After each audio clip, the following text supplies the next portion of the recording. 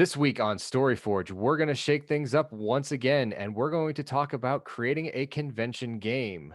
With the pandemic hopefully behind us, conventions becoming a thing once again, we want to get people back to that realm. We want to see GMs back in the seats. So, how many of you have been to a convention and had a really great role playing experience with a really good group of players who joined you on a very grand adventure? Have you felt inspired to replicate that experience yourself? Do you know where to start? Do you know what it takes to create a convention game and what that experience truly is like? For the next few minutes of this video, we're going to go ahead and look at some tips for crafting a really great convention game. In the grand scheme of things, a convention game is really not all that different from a home game, at least in the general basis of things. You, as the GM, are crafting a scenario for a number of players to partake in for a given period of time, and you're looking to tell the best story possible that you can in that time frame. Where the differences start to occur is usually in what else you find yourself responsible for. Not only are you responsible for creating the story, the villains, the NPCs, but you're usually also responsible for crafting the player characters as well. And if you're not, that's a little bit of a different story, and we'll get to that in just a little bit. In short, when you're making a convention game, you're responsible for the whole darn thing. From how long the session's going to last, to the overall story, to the backgrounds of all the characters therein. It can really be a lot to create for yourself. So, with that lovely thought in mind, what might be your first step in creating a convention game? Well, that's going to be a toss up between two things, really: the idea and the system. And by the idea, we're talking the story you want to tell with the game. I am currently working on a game based off of the Young Justice television series, and I've had this idea for a number of years, and I finally just had to get down to it and get it written so that I could run it for people. Superheroes usually go over pretty well at conventions, and for the ones that I've been to, I've rarely seen this team in play. So I thought, yeah, let's go with it. Let's get this out there for people. If you need any help with creating ideas for a game, Alex over at our untoldstoriesproject.com website has a blog post dedicated towards, creating ideas for games or where you can get ideas for games if you want to go check that out. Next up, we're going to talk about what rule set that you want to use. For my Young Justice game, I probably obviously chose Mutants and Masterminds 3rd edition because that system was built to reflect a superhero or comic book type of game. I think it works really well for the action side of things as well as for more of the RP moments, the skill settings that you can have. So that's what I would go with.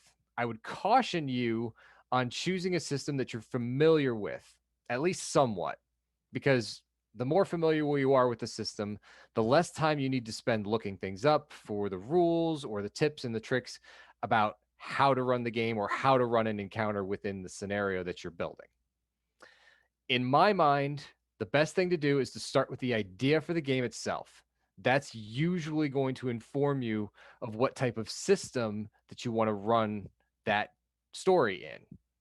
Once you've chosen your system and you've gotten your idea down, then you're going to turn to what type of game experience you want to provide for the players that are going to sit down at your table. These game experiences usually break down into one of three different types, at least that I've seen presented to players at conventions that I've gone to. The first is going to be the demo or the new to you scenario.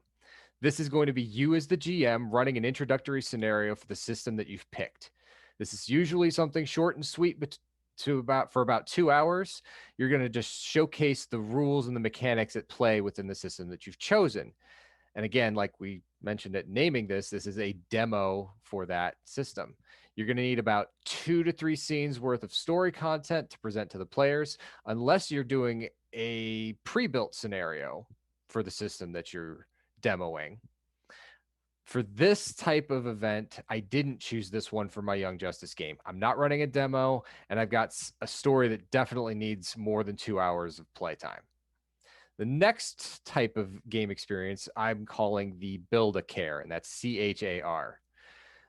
This one is where a GM, you, are going to spend about half of your allotted time providing the players basic assistance in building a character within the system that you chose. You're going to then run those built characters through a scenario that you've presented to the players.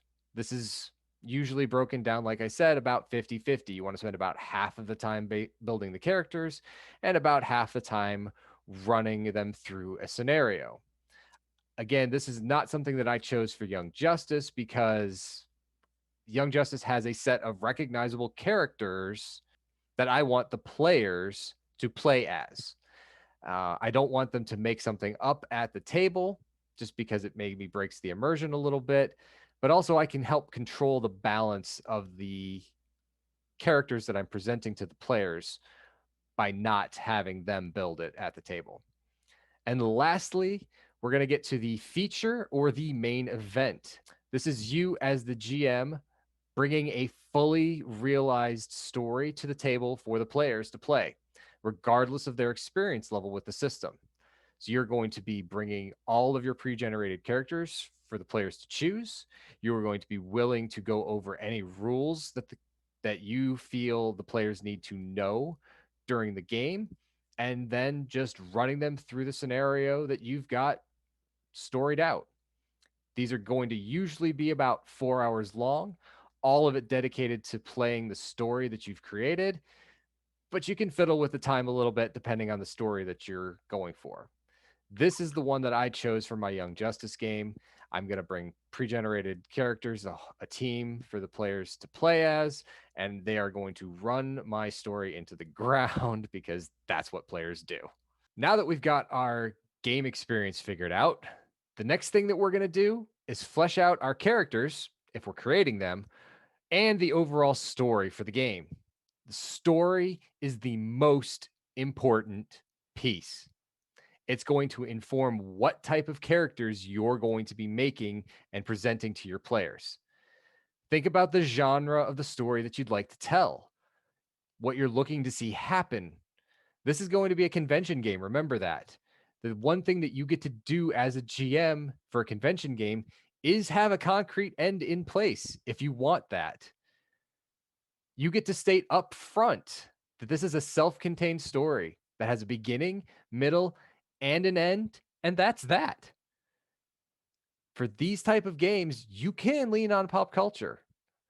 Like my Young Justice game, it's going to give me a great place to start. There's a lot of inspiration that I can draw from, a lot of comic books, a lot of television shows, just a lot of stuff out there on the internet that I can research to craft my scenario, to craft my characters with. But if that's not what you're looking for, you don't have to do that. You can just come up with a unique story all your own that doesn't draw on anything and go from there too. Once we've got our story mostly figured out, we're going to move on to our characters. Going to get a little bit more detailed here because at a convention game, the one thing that you're never sure of is how many players are going to sit at your table. You want to make sure that your character builds are going to be unique with their own flair and skill set, but you need to have some overlap, especially if powers or skills tie into your scenario. Good example of this is you really don't want key plot points only discoverable by someone with a specific skill, and then you only have one character that has that set of skills. For example, Young Justice, Nightwing is very tech oriented, or at least he was when he was Robin. So he's got the tech skills. If I have a scenario that revolves around hacking a computer and Nightwing isn't chosen, and it's just Superboy, Aqualad, Miss Martian, and Kid Flash or an Artemis, I might not have that skill.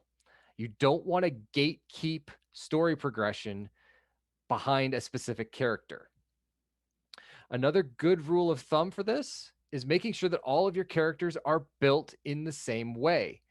While I could have a Young Justice game where Superboy is built, say, 2 to 3 power levels higher than Nightwing, just because he can do more than Nightwing because he's a clone of Superman, It's not quite as much fun for the player of Nightwing to realize he's only along to do the things that Superboy can't.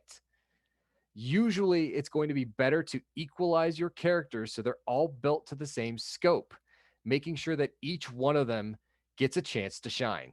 Building a convention game can seem like a daunting task, but I've found it rewarding, and I hope that you might as well. You might really enjoy it once you get to the first one that you run. If you run a demo, that's okay. That's all it takes to really get started with this. At the end of the day, what you're doing is crafting a story for others to play through and choose how they get to the end of. What's going to matter is that you're telling the story that you want while you're giving the players the ability to get to the end of your story in the way that they want to.